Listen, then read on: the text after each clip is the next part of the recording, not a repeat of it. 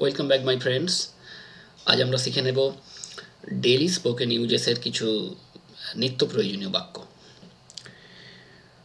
তোমরা দেখেছ বেশ কিছু বাংলা বাক্যের ইংরেজি আমরা অলরেডি ইউজ করি, তো সেগুলি ঠিক নিয়ম মেনে ব্যবহার করলে তবেই শুনতে ভালো লাগবে এবং বাক্যটিও ঠিক বলে গণ্য হবে। আর বর্তমান পড়াশোনায় বা বর্তমান জব সিকার যারা, তাদের ক্ষেত্রে কিন্তু অল্প বিস্তর স্পোকেন ইংলিশ শেখা বাধ্যতামূলক, শিখতেই হবে। তো জানা যাক আজকের কিছু সিরিজ। ফার্স্ট সেন্টেন্স রয়েছে, আমি আসছি। এটি তোমরা কিভাবে বোঝাবে? প্রথমত এই বাক্যটি কোনখানে ব্যবহার হয় সেই ব্যাপারে একটু বলে রাখি। তোমার জন্য কেউ অপেক্ষা করছে কিংবা তোমায় কেউ জিজ্ঞাসা করলো, সেই সিচুয়েশানে তুমি তাকে বলতে পারো আমি এই আসছি। তো এর ইংরেজি কি হবে? ইংরেজি হবে I am just coming. Okay, I am just coming. তবে কোনো কোনো ক্ষেত্রে জাস্ট কামিং কথাটিও ব্যবহার করতে পারো, অর্থাৎ আই এম জাস্ট কামিং। এইটি হলো আমি এই আসছির স্পোকেন ভার্সন এবং রিটেন ভার্সন। নেক্সট, নিশ্চয়ই, কেন হবে না? এই বাক্যটি কখন তোমরা বলবে বা এর ব্যবহার কখন করবে? ধরা গেল তোমার শিক্ষক স্থানীয়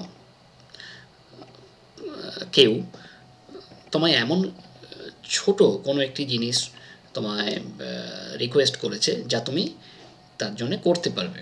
তুমি তার সেই প্রপোজটা, তুমি তার সেই ইন্টেনশানটা ডিজার্ভ করবে না, সেক্ষেত্রে তুমি এই ভার্সানটা ইউজ করতে পারো। তো কীভাবে সেটা ইংরেজিতে তোমরা বলবে?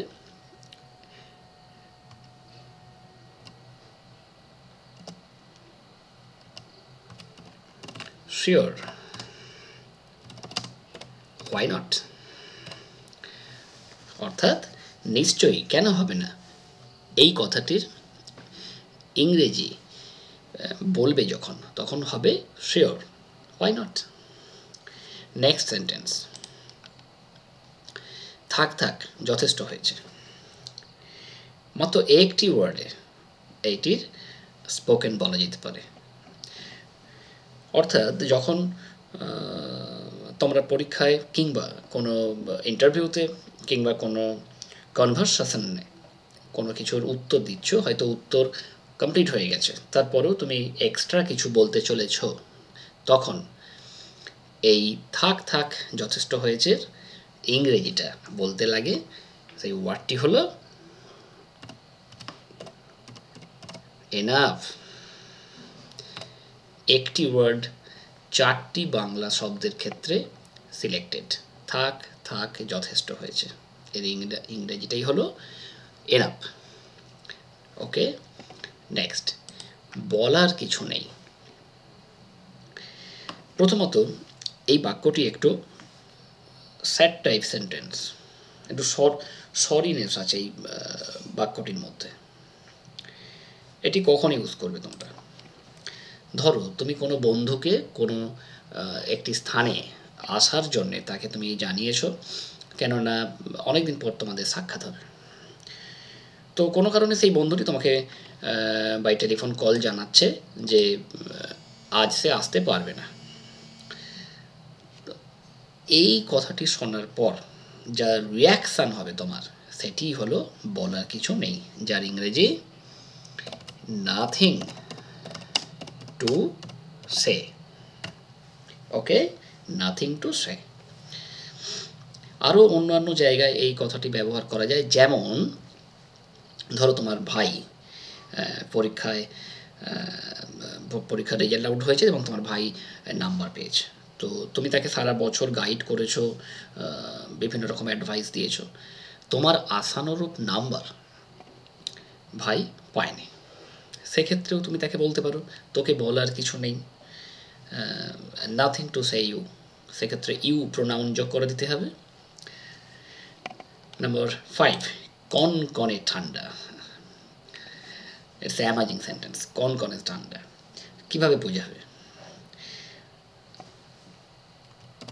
ইট contracted from age, it's beating cold, it's beating cold। এইটি হলো কনকনে ঠান্ডার স্পোকেন ভার্সন। নাম্বার 6, সংক্ষেপে বলতে গেলে। সংক্ষেপে বলতে গেলে কথাটি আমরা কোথায় ব্যবহার করতে পারি? কোনো প্রশ্নকর্তা আমাদের কোনো কিছু উত্তর বলতে বলেছেন, সেক্ষেত্রে উত্তরটি হয়তো ফিগারে মিস লেন্দি, সেক্ষেত্রে আমরা শুরু করতে পারি সংক্ষেপে বলতে গেলে কি জানো, এই ব্যাপারটি। অর্থাৎ সংক্ষেপে বলতে গেলে ইংরেজিটা হলো শর্টলি আই ওয়ান্ট টু, এরপরে তুমি যা বলতে চাও, I want to express, I want to tell you, I want to share you, etc. etc. not a problem. সুতরাং সংক্ষেপে বলতে গেলে ইংরেজিটি হলো শর্টলি। অন্য ব্যাপারেও শর্টলি কথাটি ইউজ করা যায়,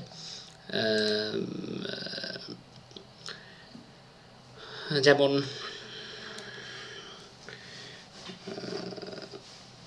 যে কোনো কিছু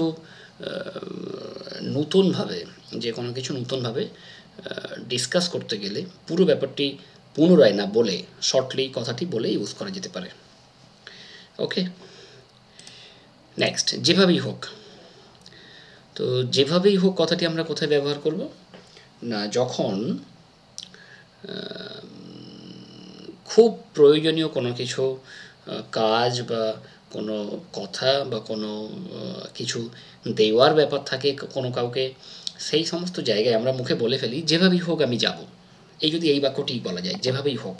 যেভাবেই হোকের স্পোকেন টিপসটা কি না, অ্যাট এনি কস্ট, মনে রেখো, at any cost I shall go, যেভাবেই হোক আমি যাব। ওকে, নাম্বার 8, চিরদিনের মতো। কথাটি একটু ইমপ্রেসিভ সেন্টেন্স এবং একটু উইস থাকে কথাটির মধ্যে, কেননা চিরদিনের মতো আমি এই কাজ ছেড়ে দেব, বা চিরদিনের মতো আমি এই কাজ গ্রহণ করব, বা চিরদিনের মতো আমি ভুলে গেলাম, এই রকমের একটু হৃদয় ছোঁয়া বাক্য এটি। তো এটির স্পোকেন ফরম্যালিটি এইরকম, for ever I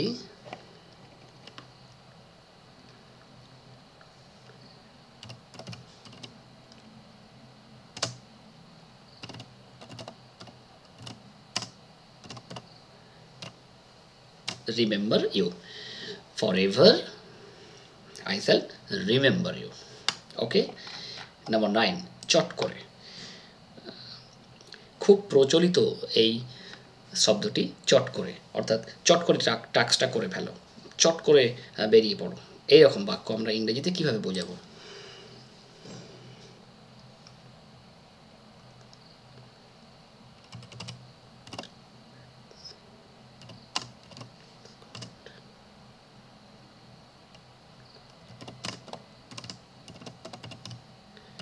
let's go at no times. তো অ্যাট নো টাইমস হলো চট করে শব্দটির ইংলিশ, অ্যাট নো টাইমস, মনে থাকবে, let's go at no times, অর্থাৎ চট করে বেরিয়ে পড়া যাক। অ্যান্ড লাস্ট, এলোপাথারি। কথাটি আমরা বলি, আমি রাস্তা দিয়ে আসছিলাম, কিছু লোক একটি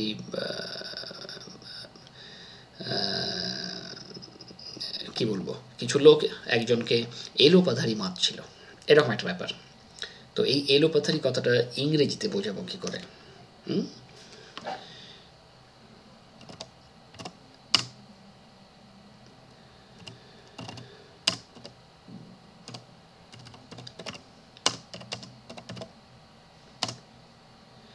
at random.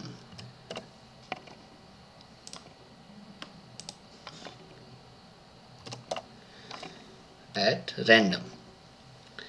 They were killing a man at random. অর্থাৎ এই at random শব্দটি এলোপাথারির জন্য দায়ী। আশা করি আজকে এই 10টি সেন্টেন্স খুব সুন্দর শিখে নেওয়া গেল ভেরি ইজিলি।